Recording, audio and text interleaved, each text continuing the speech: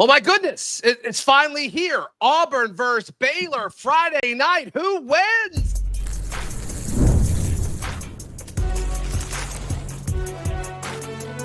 You are Locked On College Crossover, part of the Locked On Podcast Network. Your team every day.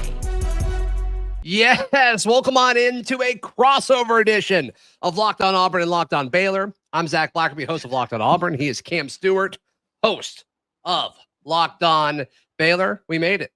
We made it, man. The last one of these that we'll do going into the season opener as the Auburn Tigers head to Waco to take on the Baylor Bears. Our picks, predictions, and more coming up.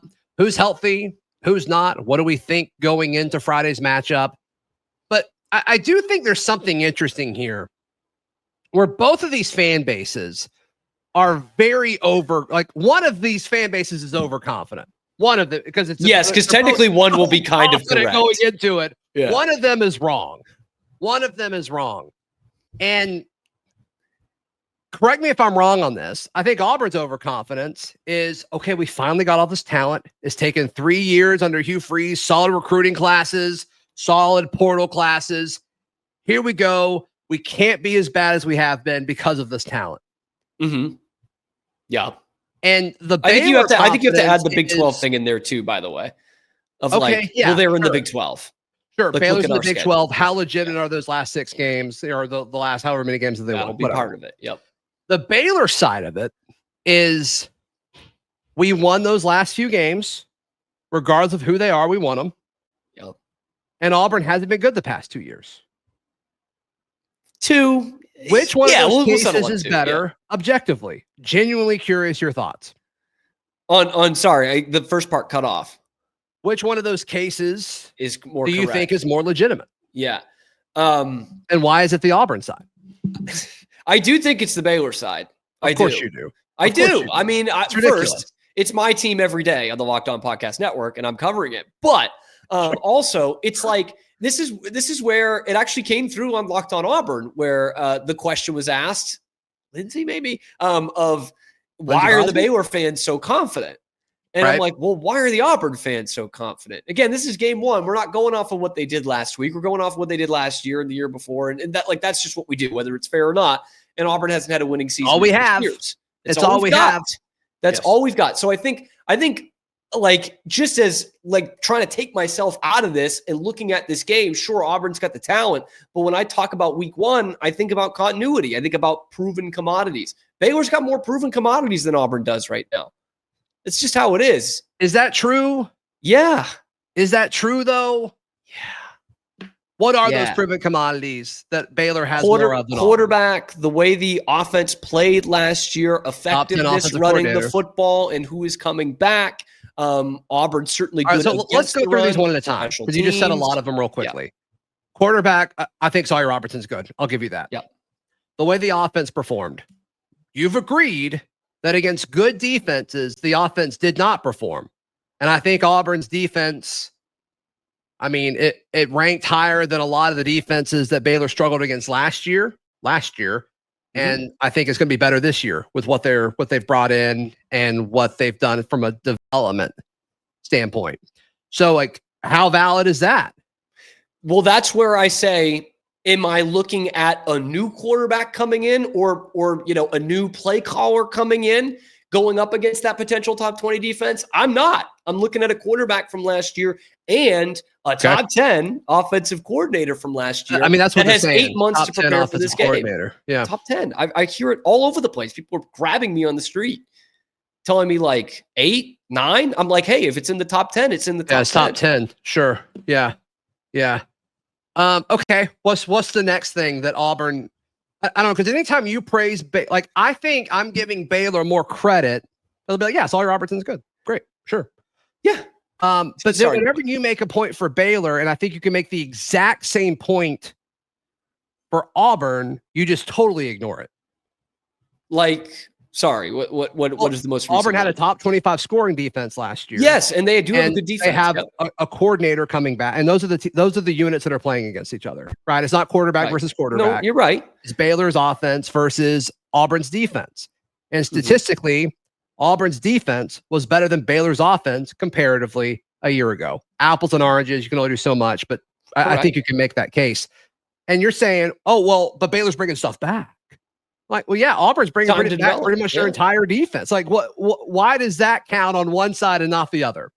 I didn't say Auburn's got a bad defense. I will not say that. I do think this is a good, maybe even, dare I say, elite defense on the Auburn side. But what I look at, you brought up the stat, and it's true. Sawyer's worst game last year was against maybe the best defense they played. Definitely the best defense they beat in Houston, where he threw 3 picks.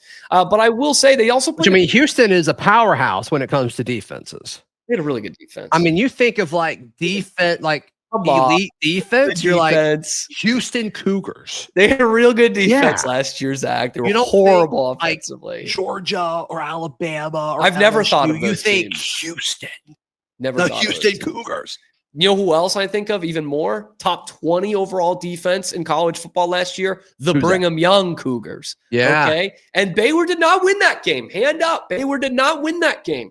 Sure. But Sawyer threw 3 touchdowns. How does Baylor do against mascots that are large cats? Large cat mascots. Look, Scott Drew did not go to Kentucky, so that's a win over a large cat mascot. Sure. That almost happened. That was a thing. It almost happened. It wasn't even on the court, but Baylor did win that. Okay. So I'm counting that. For 5 minutes, Bruce Pearl was kind of the name for Kentucky too, for 5 minutes. Heard of him. Yeah. Take that, Kentucky. Take that. So why are the Auburn fans who are confident? I've seen them on YouTube. They're confident. In fact, I had one guy, Zach. I had one guy in the comments on one of the episodes yesterday, or the day before, that goes, he said something like, "I don't think people are saying this, but I'm coming here to tell you Auburn's going to win by 3 touchdowns." And I'm like, wow, a lot of people saying that. Bold. You come around here, bold. Come around this YouTube space, a lot of people saying that. So why is that? The idea of a close game seems so foreign in these YouTube chats, which kind of plays into why we're having this conversation. I think the biggest thing is what I said at the top of it. Like at every matchup, not position to position, because I think Baylor has a better quarterback right now. But as far as the matchups at play, so wide receiver versus DB, vice versa, O-line versus D-line, vice versa, whatever. On paper, talent, Auburn is better at pretty much every spot. Okay. So you can't just shrug that off. I kind of do, man. Auburn's been more talented than a lot of teams they've played the last 2 years. Which is the biggest than Cal about Auburn, for sure. And so, and especially, I know I've said this a bunch in our crossovers, but that especially comes into play when we're talking about week 1. Like talent alone just doesn't win you a game. And it hasn't won Auburn a lot of games. Maybe. I think a lot of it has to do with, I think Auburn needs to do everything they can to make it physical. And if they do that, I think Auburn does control the game if that happens. But if Baylor's able to spread it out and it look more like a Big 12 matchup, I do think that could be a problem. I don't think Auburn's defense will allow that to happen. And I think that's probably where the confidence is, because you just look at every layer of this, every layer of Auburn's defense that impacts the passing game, I think is a mismatch dramatically towards the Auburn Tigers. The offensive tackles that Baylor has, I don't think they can block Keldrick Falk and Kieran Crawford consistently. I just don't think that they can. And then when you talk about the DBs, like Auburn has a crew that I think is going to be as good as just about anybody in college football. When you talk about the tandem of Jay Crawford and Canley on the outside, and then they've got a lot of guys that play in the middle of the field that I think are really good. So to me, that's where the confidence comes from.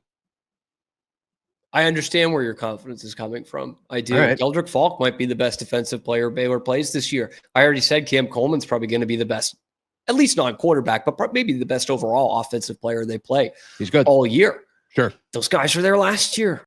Sure. It's sometimes it's not always that. And I like good continuity when it comes to week 1, Zach. Yeah. Well, you said they were there last year. Like the defense, Auburn's defense was statistically everything you could ask for in the situation that it was a year ago. It was the offense. Can the offense take that step forward? You've got a lot of returners and a nice combination of new guys, as well as guys who are coming back. And of course, one of the new guys is Jackson Arnold, and that's the biggest question mark in this entire matchup is Jackson Arnold. If I tell you Jackson Arnold plays good, you probably don't feel confident about Baylor. If I tell you Jackson Arnold plays bad, I don't feel confident about Auburn. Like, I think he's it. I think he's the key to all of this. Yeah, if you tell me Jackson Arnold's going to get out of the pocket, he's going to have 95 yards on the ground, then yeah, I don't think Baylor's going to win the game. Right. But sure. I just think it's more likely that we see some early season jitters, some early season mistakes. And I hate to be that guy because this is attached to every football game ever played. But like the team that makes less mistakes is probably going to win, right? Like here's my prediction. Like every game against like and then I want to jump into the health aspect because I think both teams are impacted by it. Whoever wins more points or whoever scores more points Friday, they're going to win. Agree or disagree? This isn't a golf rule game that college football's rolling out. Not. Who's like questionable to get this people weekend to do the under? Yeah, that's next right here on Locked On Auburn and Locked On Baylor. Today's show brought to you by our friends at Upside. Cam Stewart, I love Upside. You love Upside. Auburn fans definitely love Upside. That's for sure. Sure. Are you still paying full price for gas, Cam Stewart? Let's say for all intents and purposes, I am. Well, you can stop leaving money behind. Get real cash back every time you fill up with the free Upside app. Simply download the free Upside app in your App Store or Google Play and start earning cash at the pump today. Use our promo code FOOTBALL. It's easy to remember. Football. You get an extra 25 cents back per gallon on your first fill up. And you can make up to $300 a year just by buying gas that you already need. Okay. All right. Sounds a little too good to be true, but it's not. It's true. It's true. Don't let this offer drive on by. Download the free Upside app now. Use our code FOOTBALL for a limited 25 cents per gallon bonus. That's promo code FOOTBALL. Offers vary by user and location. Go to upside.com for terms and conditions. Today's show also brought to you by our friends at Supply House. Can you imagine buying things you need anywhere other than with our friends at Supply House? No way. Sometimes I accidentally refer to it as Supply Home because I'm so comfortable there and it just feels right. They have over 280,000 plumbing, HVAC, and electrical items for the most trusted brands in the business. I'd say that's a lot.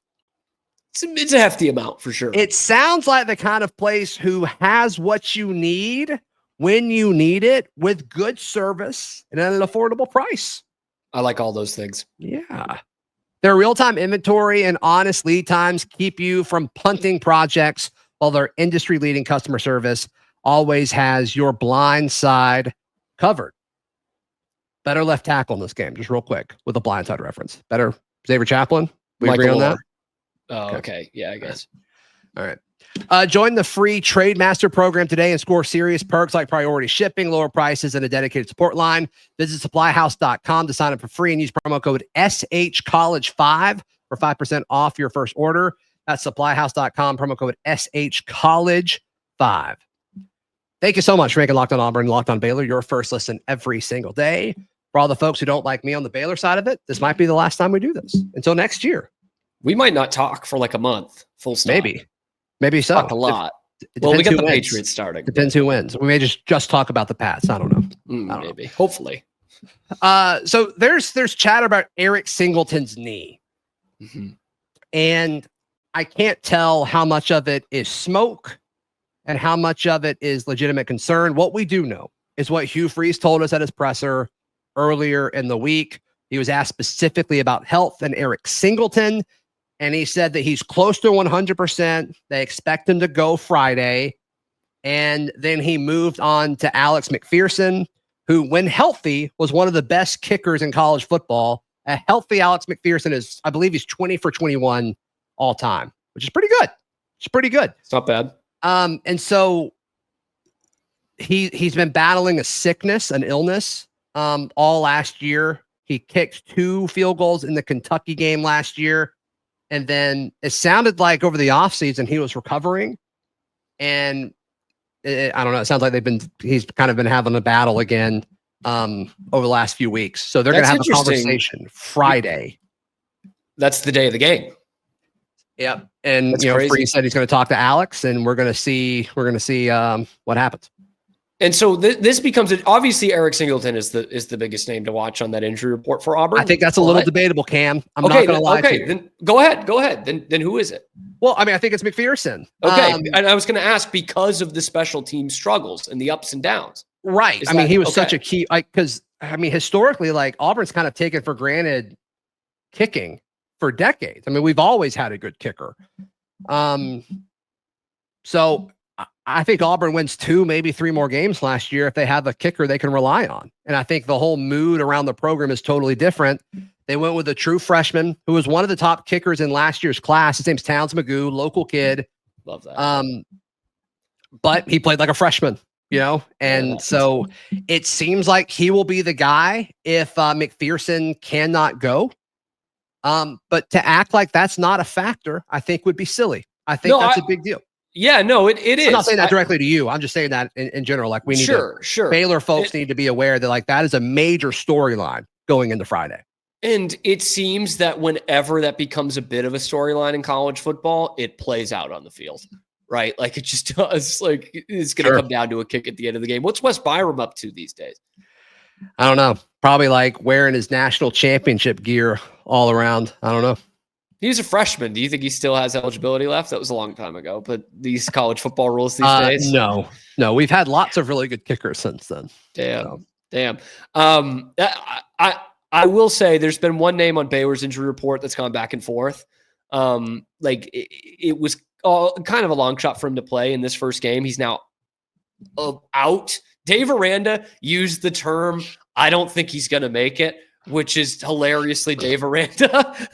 I'm hoping that Carl Williams will be alive during this game. But what's the injury? He said, I don't think he's going to make it. And that's a dude who was like your number one box safety. Like that's where he like the star position, which is Dave Aranda is now famous for, where, in coverage, certainly, but could do a lot of different things for you, especially in run support. Scoot them close to the line if you need to, drop them back if you need to. And in this game in particular, that's a big deal. Like that's a big deal. That might even be making up for some of the muscle that you might lose on the defensive line going up against Auburn's offensive line.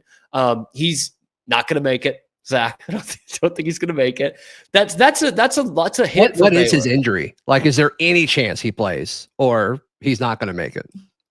He's not going to make it. Stage 4. No, I think it's a knee thing. He had it at the end of last year, and it knocked him out of some games. But I think that's what it is. Dave basically said, I don't think he's going to make it. Saw him getting worked on, is what he said. Saw him getting worked on, and it's not looking good. So is it like the best player on their defensive side? Probably not. But Gary Patterson said that was their best defensive back going into last season, and certainly the best defensive back against the run. So you take Rodney Harrison out of this game. That's a loss right there. Sure. A loss in terms of not having him out there. It doesn't mean they just lose automatically, but not yet. But I mean, they've been practicing without him all. Yes, that is so they're used to him not being out there. Correct. He's been in and out, mostly out, and the silver lining is that Baylor has schemed for that. I'll put it this way, Zach, 2 guys who would have been starters on this year's defense are not playing in this game.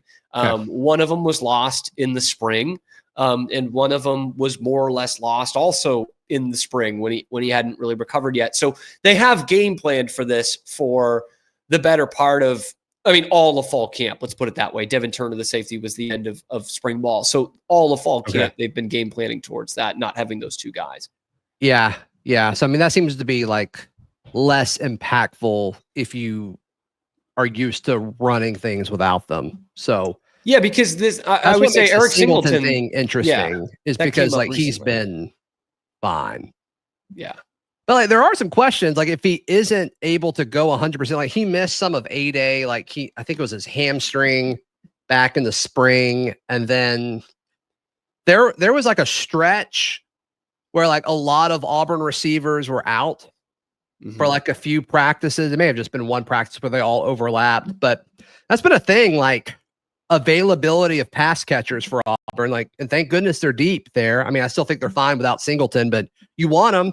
You want them. Like, you got to assume in this NIL era, he was a top-rated player pretty much everywhere in the transfer portal. Like, you don't want that sitting on the sideline. Yeah, you know? you'd like him on the field. Yeah, if you're Auburn, I'd say. So yeah. we'll see. And how much of this is gamesmanship? Like you said, it's week one. Like the Hugh Freeze and the quarterback stuff. Like, yeah, I was gonna say Hugh Freeze has already thrown out the gamesmanship. I've heard. It's I mean, smoke and beer. Yeah, maybe so. I don't know.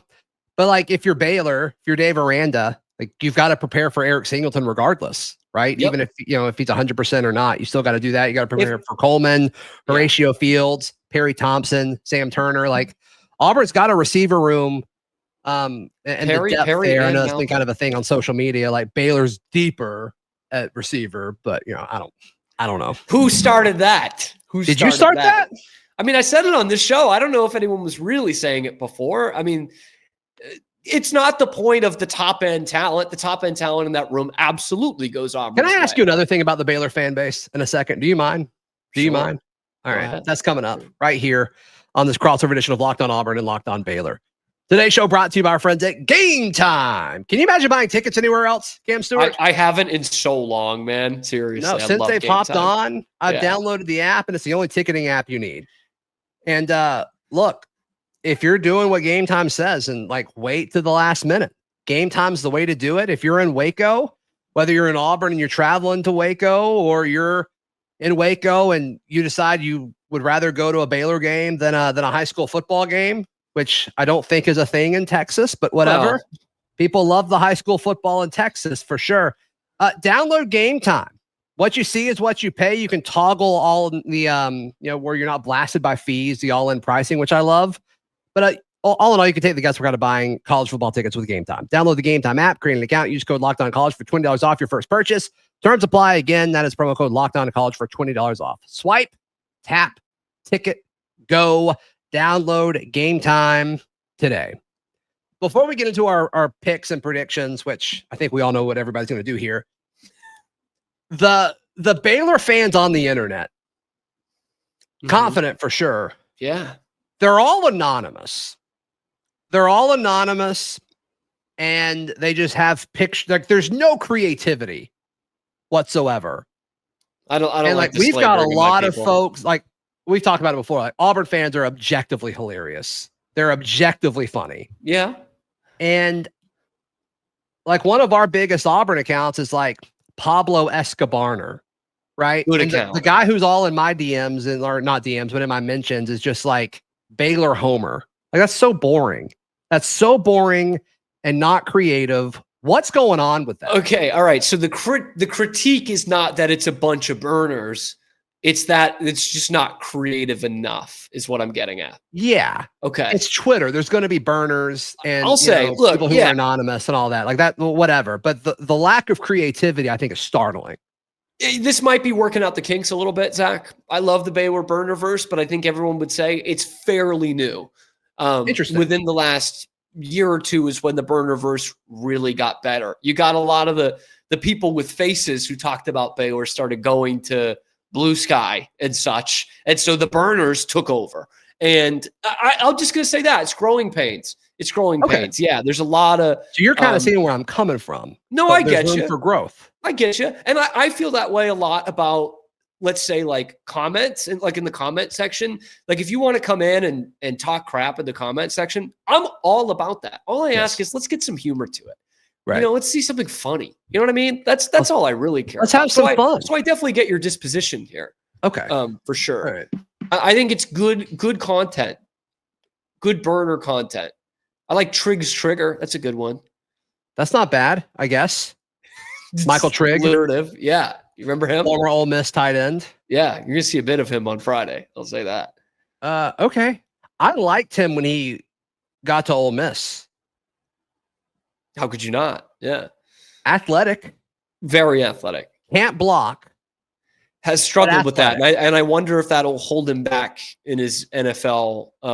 Depends how his you use him. NFL, I mean, we kind of had that with a guy named Rivaldo Fairweather last year. Like, could block, but like you didn't really want him to, It kind of seems similar to me. But the dude's a freak, Michael Trigg. Sure. He's a freak. Yeah, for sure. Anyway, put it all together. Just from a pass catching ability, there's no team in the country that's like, oh, I'm good. I don't need Michael Trigg, Right. Yeah, but there's more to the game than that. I get that. All right, let's do our picks and predictions. I'm going Auburn 27-17, a little bit lower scoring than what most people are predicting. But that's where I'm living right now. I'm not that far off. Okay. I've stuck with it for a couple of days here, so subject to change before we kick off tomorrow night. I'm going to go Baylor 28-20. Okay, we are close. We are close. Maybe there's a miss PAT in there at 28-20. That could be a big deal, and that could be something that if it's on the Auburn side of it, and if it's not Alex, we're like, oh no, we're doing this again. That'd be a thing. Yeah. That'd be a thing. I mean, obviously, as a human, like hopefully he's okay and does what he needs to do. He's been battling for a long time. I hate it for the kid. Cool.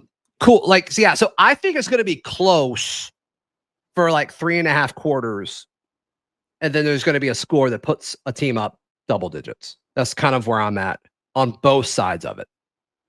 Okay, I can see that because I think I'm kind of with you. The first your score could reflect that too. I mean, I'm just kind of predicting like the timing of it, I guess. Yeah, I think there's just going to be. I think there's going to be mistakes late, and I don't know if you know this, Zach, but usually the team that makes less mistakes is the one that's going to win the ball game. How many total turnovers are in this game? Both teams combined. 3.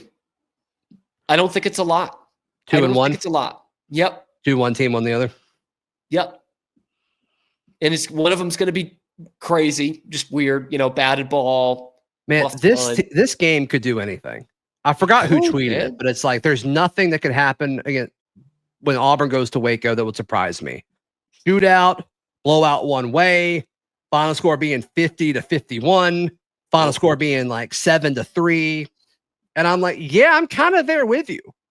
Like anything could happen Friday night. I think it's going to be something strange and bizarre that happens. Probably, because that's college football, baby. And that's week 1. And that's 2 teams that don't face each other. So we are probably going to see something just bonkers. Let's go. I would say. And I'm in for it. I'm ready to just.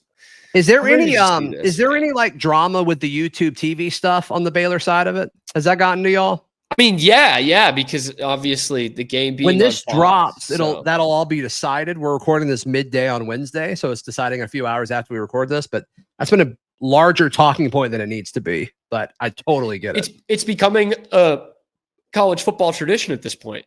You're right. 3 straight years, beginning of the season, where we've had this. Last year was a real mess. That was ESPN, Disney, and DirecTV. And I was thrown completely out of the loop for that because all of my things go through DirecTV. That was last question. Yeah. Baylor's sides of this thought on RG3 calling the game.